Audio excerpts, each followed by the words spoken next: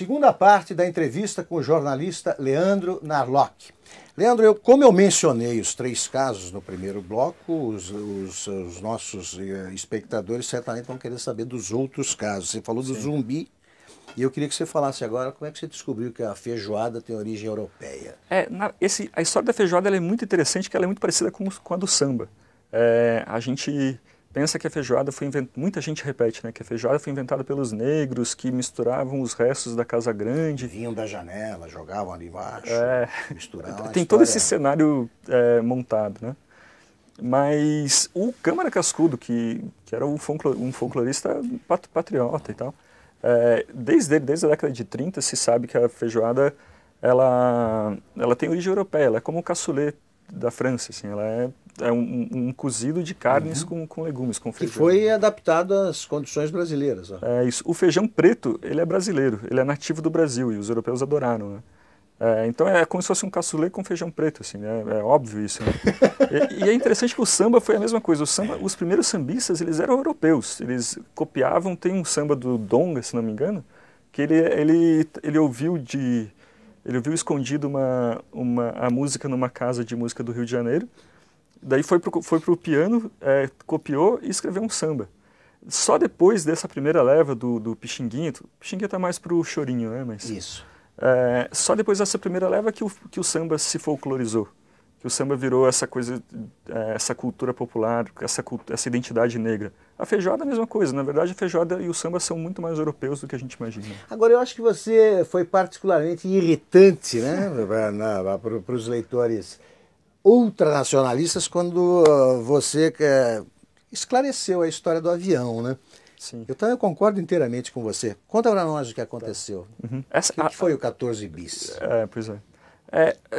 Basta a gente olhar uma imagem do 14 bis e dos flyers dos irmãos Wright para ver quem inventou o avião, né? Quer dizer, pouquíssimos aviões. O que é um avião? O que é um avião? Né? Você vê assim, isto é um avião. Mas é interessante que esse é o capítulo do livro que irrita tanto pessoas da esquerda quanto da direita, sabe? Sim, mas os ultranacionalistas são primos, eles estão em toda parte. Exatamente. E é infantil, acho que é questão de maturidade para o Brasil, a gente falar, tudo bem, vamos admitir, pessoal, vamos combinar que o Santos Dumont não inventou o avião. O 14 bis, o grande voo do 14 bis, chegou a uma altura máxima de 6 metros. 6 metros? Voou 220 metros de distância. E isso em 1906. 6 meses antes disso, os irmãos Wright já tinham uma patente que demorou 3 anos para sair. Ou seja, desde 1903, eles voavam. Em 1904 teve sim testemunhas, porque muita gente fala, não, os irmãos Wright não tiveram testemunhas dos voos. Teve várias testemunhas. Também falam, eles usavam uma catapulta para poder impulsionar o voo. É verdade, mas só para facilitar, eles também podiam voar sem a catapulta. Agora, Leandro, o Santos Dumont é o inventor do avião só no Brasil, né? O resto do mundo discorda. Discorda. Então, quando os irmãos Wright foram para Paris, foram para a França fazer demonstrações, em 1908, a França esqueceu do Santos Dumont. Daí ele saiu de Paris, foi para a Normandia e depois ele foi para o único lugar do mundo em que acreditavam ainda que ele tinha inventado o avião, o Brasil. Aqui? Era 32, se não me engano. 32, acho que um pouco antes, 32 acho que ele morreu.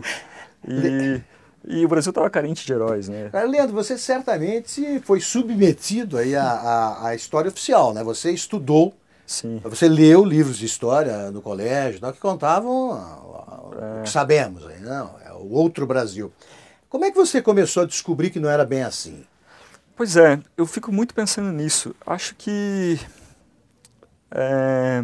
eu acho que eu comecei a desconfiar de como essa história é esquemática, né? É sempre o grande, o poderoso, que é inescrupuloso, que é malvado e que oprime o fraco, que só faz coisas boas. Coisa esquemática, né? Isso, e que é uma história que pode ser repetida para qualquer lugar. Como eu falo no começo do livro, que ideia, maravilha.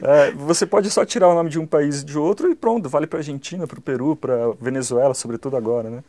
E Bom, e daí eu trabalhando na Super Interessante e na Aventuras na História aqui da Abril, eu comecei a ver que não é bem assim. Eu tive acesso a Porque aí você muitos começou a ter estudos. acesso a essas fontes Isso.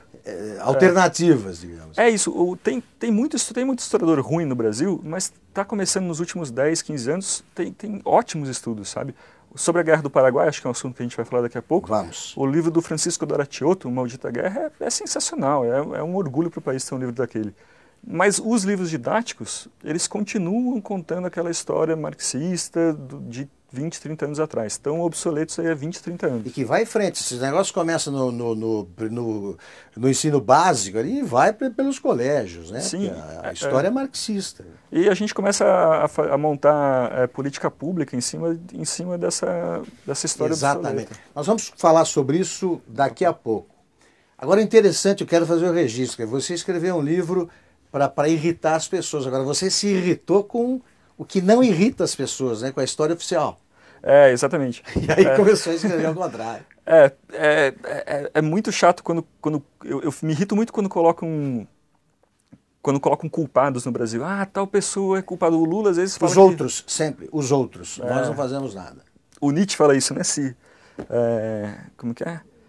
Se a gente coloca a culpa em nós mesmos, somos cristãos. Se colocamos a culpa nos outros, somos comunistas. Nós estamos conversando com o jornalista Leandro Narlock. Ele é autor do livro Guia Politicamente Incorreto da História do Brasil.